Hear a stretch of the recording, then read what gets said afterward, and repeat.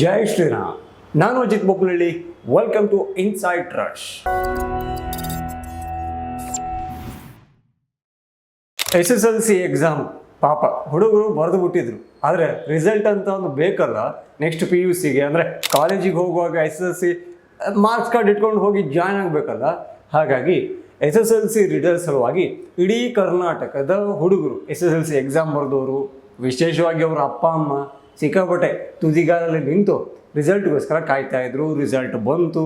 ಹಾಗೆ ಎಂದಿನಂತೆ ಅಂತ ಹೇಳ್ಬೋದು. ಯಾವ್ಯಾವ ಜಿಲ್ಲೆ ಮುಂದಿದೆಯೋ ಮುಂದೆನೇ ಇದೆ, ಯಾವ್ಯಾವ ಕೆಳಗಡೆ ಇದೆಯೋ ಪಾತಾಳದಲ್ಲಿ ಅಲ್ಲಿಯೇ ಇದೆ. ಈ ರಿಸಲ್ಟ್ ಬರ್ತಾ ಇದ್ದಂಗೆ ಸಿಕ್ಕಾಪಟ್ಟೆ ಟ್ರೋಲ್ ಆಗೋಕ್ಕೆ ಶುರುವಾಗಿದ್ದು ಯಾರ್ಯಾರು? ಮಲ್ಲಿಕಾರ್ಜುನ ಖರ್ಗೆ ಅವರು ಬಿಟ್ಟರೆ ಅವರ ಮಗನಾಗಿರುವಂತಹ ಪ್ರಿಯಾಂಕಾ ಖರ್ಗೆ ಅವರು. ಯಾಕೆಂದರೆ ಕಲಬುರಗಿ ಈ ಸಲ ಕೊನೆಯ ಜಾಗದಲ್ಲಿದೆ. ಅಂದರೆ ನೀವು SSLC ರಿಸಲ್ಟನ್ನು ಉಲ್ಟಾ ಸೈಡ್ ನೋಡಿದ್ರೆ ಟಾಪಲ್ಲಿ ಕಲಬುರಗಿ ಕಾಣುತ್ತೆ. ತುಂಬ ಜನ ಕೇಳ್ತಾ ಇದ್ರು, ಅಲ್ಲ ಅಪ್ಪ ಮಗನ ಇಟ್ಕೊಂಡು ಕಲಬುರಗಿ ರಿಸಲ್ಟನ್ನು ಇಟ್ಕೊಂಡು ಟ್ರೋಲ್ ಮಾಡ್ತಾ ಇದ್ದೀರಲ್ಲ, ನೀವು ಅಲ್ಲಿ ಮಕ್ಕಳಿಗೆ ಮಾಡ್ತಾ ಇರೋ ಅವಮಾನ ಅಲ್ವಾ, ಅದಲ್ವಾ ಇದಲ್ವಾ ಅಂತ ಕೇಳ್ತಾ ಇದ್ರು. ನನಗೆ ಅದರಲ್ಲಿ ಲಾಜಿಕ್ ಇದೆ ಅಂತ ಮಾತಲ್ಲಿ ಅನಿಸ್ಲಿಲ್ಲ. ಯಾಕೆಂದರೆ ಅಲ್ಲಿ ಯಾರು ಕೂಡ ಮಕ್ಕಳನ್ನ ಅವಮಾನ ಮಾಡ್ತಾ ಇಲ್ಲ, ಬದಲಾಗಿ ಇನ್ನೊಬ್ಬರ ಬಳಿಗೆ ಬೊಟ್ಟನ್ನು ಮಾಡಿಕೊಂಡು ಇನ್ನೊಂದು ಊರಿನ ಹೆಸರು ಹೇಳ್ಕೊಂಡು ಆ ಊರಲ್ಲಿ ಆ ಸಮಸ್ಯೆ ಇದೆ ಈ ಸಮಸ್ಯೆ ಇದೆ ಹೇಳ್ಕೊಂಡು ಈ ಥರ ಓಡಾಡಿಕೊಂಡಿದ್ದ ಪ್ರಿಯಾಂಕ್ ಖರ್ಗೆ ಅವ್ರನ್ನ ಈಗ ನೆನಪು ಮಾಡಿಕೊಳ್ಳೇಬೇಕು. ಯಾಕೆಂದರೆ ಅವರಲ್ಲಿಂದ ಚಿತ್ತಾಪುರದಿಂದ ಜಸ್ಟ್ ಗೆದ್ದು MLA ಆದವರಲ್ಲ, ಅಥವಾ ಸಚಿವರು ಮಾತ್ರ ಅಲ್ಲ, ಇಡೀ ಕಲಬುರಗಿಯ ಉಸ್ತುವಾರಿ ಕೂಡ ಅವರದ್ದೇ ಆಗಿದೆ. ಹಾಗಾಗಿ ಜವಾಬ್ದಾರಿ ಅವ್ರು ತಗೋಬೇಕಲ್ವಾ. ಇದೇ ಪ್ರಿಯಾಂಕ್ ಖರ್ಗೆ ಅವರು ಹೇಳಿದರು, ಈ ಕೋಸ್ಟಲ್ ಕರಾವಳಿ ಸೈಡ್ ಇದೆಯಲ್ಲ ಅಲ್ಲಿ ಹೂಡಿಕೆನೇ ಬರ್ತಾ ಇಲ್ಲ, ಅಲ್ಲಿ ಕೋಮುವಾದ ಈ ಮತಾಂಧತೆ ಎಲ್ಲ ಜಾಸ್ತಿ ಆಗ್ತಾ ಇದೆ, ಹಾಗಾಗಿ ಅಲ್ಲಿ ಬಂಡವಾಳ ಹಾಕೋರು ಯಾರು ಮುಂದೆನೇ ಬರ್ತಾ ಇಲ್ಲ ಅಂತ ಈ ಕರಾವಳಿ ಭಾಗವನ್ನು ಅವರು ತುಂಬಾ ಅವಮಾನ ಮಾಡಿ ಮಾತಾಡಿದರು. ಆದರೆ ಈ ಕರಾವಳಿ ಭಾಗದವರು SSLC ಆಗಿರ್ಬೋದು, PUC ಆಗಿರ್ಬೋದು, ಎಲ್ಲ ಕಡೆಗಳಲ್ಲೂ ಟಾಪಲ್ಲಿ ಇದ್ದಾರೆ.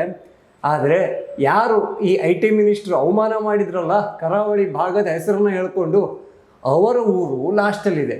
ಹೀಗಾಗಿ ಬೇರೆ ಊರಿನ ಬಗ್ಗೆ ಮಾತನಾಡುವ ಮೊದಲು ನಿಮ್ಮ ಊರನ್ನು ನೀವು ಆಲೋಚನೆ ಮಾಡ್ಕೋಬೇಕಲ್ವಾ.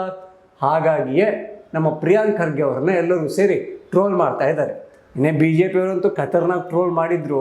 ಯಾಕಂದರೆ ಈಗ ನೀವೊಬ್ಬರು ಮಂತ್ರಿ ಅಂದ್ಕೊಳ್ಳಿ, ನಿಮ್ಮದೊಂದು ಖಾತೆ ಕೊಟ್ಟಿರ್ತಾರೆ, ನಿಮ್ಮ ಕೆಲಸ ಜಾಸ್ತಿ ಎಲ್ಲಿರುತ್ತೆ, ಆ ಖಾತೆಗೆ ಸಂಬಂಧಪಟ್ಟು ನಿಮ್ಮದೊಂದು ಕಚೇರಿ ಇರುತ್ತೆ, ಅಲ್ಲಿಂದ ಜಾಸ್ತಿ ಕೆಲಸ ಮಾಡ್ತೀರಾ.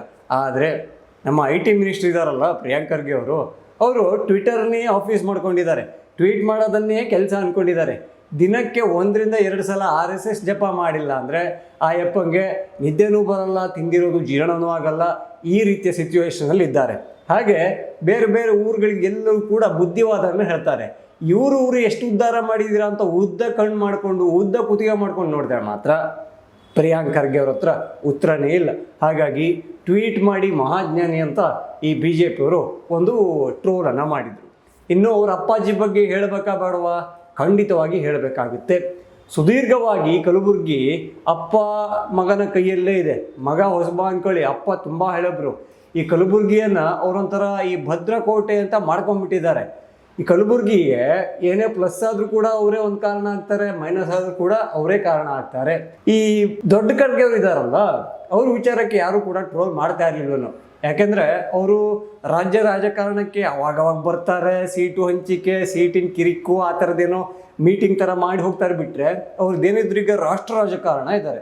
ಅಂದರೆ ರಾಹುಲ್ ಗಾಂಧಿಯ ಜೊತೆಗೆ ಓಡಾಡಿಕೊಂಡು ರೈಟ್ ಹ್ಯಾಂಡ್ ಥರ ಇದ್ಕೊಂಡು ಕಾಂಗ್ರೆಸ್ ಪಕ್ಷವನ್ನು ಎಲ್ಲೆಲ್ಲಿ ಮುಳುಗಿಸಬಹುದು ಎಲ್ಲ ಪ್ರಯತ್ನವನ್ನು ಮಾಡ್ತಾ ಇದ್ದಾರೆ.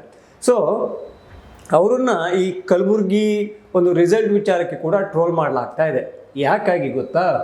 ಅವರು ಮೊನ್ನೆ ಒಂದು ಭಾಷಣದಲ್ಲಿ ಹೇಳಿದ್ರು, ಏನಪ್ಪ ಅಂದರೆ ಈ ಮೋದಿಯವ್ರದ್ದು ಇಲ್ಲಿ ಮ್ಯಾಜಿಕ್ಕು ಇಲ್ಲಿ ನಡೆಯಲ್ಲ, ಗುಜರಾತ್ ಅವರು ಅನಕ್ಷರಸ್ಥರು, ಹಾಗಾಗಿ ಮೋದಿಯವರು ಗೆಲ್ತಾ ಇದ್ದಾರೆ ಅಂತ ಇಡೀ ಗುಜರಾತಿಗರನ್ನು ಅನಕ್ಷರಸ್ಥರು ಅಂತ ಕರೆದಿದ್ರು.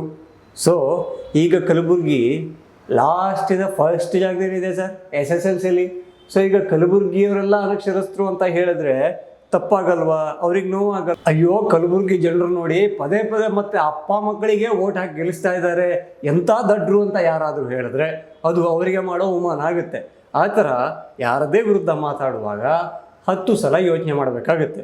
ಈಗ ಖರ್ಗೆ ಅವರು ಅಥವಾ ಕಿರಿ ಖರ್ಗೆ ಅವರು ಇಬ್ಬರಲ್ಲೊಬ್ಬರು SSLC ರಿಸಲ್ಟ್ ಬಗ್ಗೆ ಏನಾದರೂ ಟ್ವೀಟ್ ಮಾಡ್ತಾರಾ, ಹೇಳಿಕೆ ಕೊಡ್ತಾರಾ, ಅಥವಾ ಒಂದು ಪ್ರೆಸ್ ಮೀಟನ್ನೇ ಮಾಡ್ತಾರಾ? ಮಲ್ಲಿಕಾರ್ಜುನ ಖರ್ಗೆ ಅವರಿಗಂತೂ ಪ್ರೆಸ್ ಮೀಟ್ ಮಾಡೋದು ಅಥವಾ ವೇದಿಕೆ ಮೇಲೆ ಮಾತಾಡೋದು ಒಂಥರ ಹಿಂಗೆ ಲೀಲಾಜಾಲ ಅಂತಾರಲ್ಲ, ಆ ಥರ ಆಗ್ಬಿಟ್ಟಿದೆ. ಆದರೆ ಭಾಷಣದಲ್ಲಿ ಅವರು ಈ SSLC ರಿಸಲ್ಟ್ ವಿಚಾರಕ್ಕೆ, ಕಲಬುರಗಿ ಕೊನೆ ಸ್ಥಾನಕ್ಕೆ ಬಂದ ಒಂದು ವಿಚಾರಕ್ಕೆ ಮೋದಿನ ಎಲ್ಲಿ ಲಿಂಕ್ ಮಾಡಿ ಬೈಬೋದು ಅನ್ನೋದನ್ನೇ ಆಲೋಚನೆ ಮಾಡ್ತಾ ಇರ್ತಾರೆ. ಬಿಟ್ಟರೆ ಯಾಕೆ ಕಮ್ಮಿ ಆಯಿತು, ಎಲ್ಲಿ ಎಡವಿದ್ವಿ, ಏನೆಲ್ಲ ಸೌಕರ್ಯಗಳನ್ನು ನಾವು ಮಿಸ್ ಮಾಡಿದ್ವಿ, ಅಲ್ಲಿ ಶಿಕ್ಷಕರದ್ದು ವಿದ್ಯಾರ್ಥಿಗಳದ್ದು ಸಮಸ್ಯೆ ಏನಿದೆ, ಆ ಸಮಸ್ಯೆಗೆ ಪರಿಹಾರ ಏನು ಕಂಡುಹಿಡಿಬೋದು, ಇದ್ಯಾವುದೂ ಕೂಡ ಅವರ ಜೀವನದಲ್ಲಿ ಯೋಚನೆ ಮಾಡೋದಿಲ್ಲ. ಇನ್ನು ಪ್ರಿಯಾಂಕ್ ಖರ್ಗೆ ಅವರು ಮುಂದಿನ ಯಾವುದೇ ಹೇಳಿಕೆಗಳು ಅಥವಾ ಟ್ವೀಟ್ಗಳು RSS ವಿರುದ್ಧ ಬರ್ಬೋದು. RSS ನೋಂದಣಿ ಆಯಿತಾ, ನೀವು ಪರ್ಮಿಷನ್ ತಗೊಂಡ್ರ, ನಿಮ್ಮದು ಟ್ಯಾಕ್ಸ್ ದುಡ್ಡೇ ಎಲ್ಲಿ ಹೋಗ್ತಾ ಇದೆ, ದುಡ್ಡು ಹೆಂಗೆ ಕಲೆಕ್ಟ್ ಆಗ್ತಾ ಇದೆ, ಈ ಥರದ ಅವರಿಗೆ ಸಂಬಂಧಪಡದ ವಿಚಾರಗಳ ಬಗ್ಗೆನೇ ಅವರು ಜಾಸ್ತಿ ಆಲೋಚನೆ ಮಾಡ್ತಾರೆ. ಅವರು ಕೂಡ ಯಾವತ್ತೂ ಕಲಬುರಗಿಯನ್ನು ಹೇಗೆ ಶೈಕ್ಷಣಿಕವಾಗಿ ಮೇಲೆತ್ತಬೇಕು ಅನ್ನೋದನ್ನು ಆಲೋಚನೆ ಮಾಡುವ ಯಾವ ಆಸಕ್ತಿನೂ ಅವರಲ್ಲಿ ಕಾಣ್ತಾ ಇಲ್ಲ. ಹಾಗಾಗಿ ಕಲಬುರಗಿಯನ್ನು ಈ ಅಪ್ಪ ಮಕ್ಕಳಿಂದ ಯಾರು ಕಾಪಾಡಬೇಕಾಗುತ್ತೆ? ಅಲ್ಲಿಯ ಜನರೇ ಕಾಪಾಡಬೇಕಾಗುತ್ತೆ. ಇಲ್ಲ, ನಮ್ಮ ನಿಷ್ಠೆ ಏನಿದ್ರು ಈ ಖರ್ಗೆ ಅವರ ಕುಟುಂಬಕ್ಕೆ ನಾವು ಏನು ಮಾಡಿದ್ರು ಚೇಂಜೇ ಆಗೋಲ್ಲ, ಅವ್ರಿಗೆ ಬಿಟ್ಟು ಇನ್ನೊಬ್ರಿಗೆ ವೋಟ್ ಹಾಕಕ್ಕೆ ನಮಗೆ ಗೊತ್ತೇ ಇಲ್ಲ, ಈ ಥರನೇ ಇದ್ದರೆ ಈಗ ಜನರು ಕೂಡ ಈ ಕಲಬುರಗಿಗೊಂದು ಕೆಟ್ಟ ಹೆಸರು ಬರ್ತಾ ಇದೆಯಲ್ಲ ಶೈಕ್ಷಣಿಕ ವಿಚಾರಕ್ಕೆ, ಅದರಲ್ಲಿ ಅಪ್ಪ ಮಗನ ಪಾಲುದಾರಿಕೆ ಎಷ್ಟಿದೆಯೋ ಜನರ ಪಾಲುದಾರಿಕೆ ಕೂಡ ಅಷ್ಟೇ ಇರುತ್ತೆ. ಏನು ಹೇಳ್ತೀರಾ? ಇನ್ನು ಯಾರೆಲ್ಲ ಇನ್ಸೈಡ್ ಟ್ರಸ್ಟ್ ಚಾನಲನ್ನು ಸಬ್ಸ್ಕ್ರೈಬ್ ಆಗಿಲ್ವೋ ಈ ಕೂಡಲೇ ಆಗಿ, ಹಾಗೆ ಎಲ್ಲ ವಿಡಿಯೋಗಳಿಗಾಗಿ ಬೆಲ್ ಐಕಾನನ್ನು ಒತ್ತಿ. ಜೈ ಶ್ರೀರಾಮ್.